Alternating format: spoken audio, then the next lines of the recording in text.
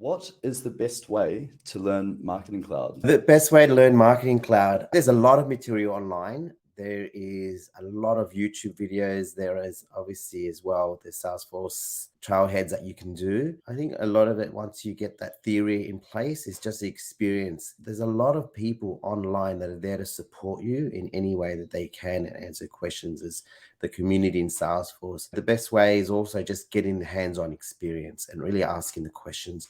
In my experience, I did a lot of listening to the customers, understanding their requirements, but also then working with people who understood or knew the product, and then really trying to deep dive into what it is that Marketing Cloud can do and how can that benefit customers. So yeah, the best way is just to really get your hands in there and get involved and start testing things.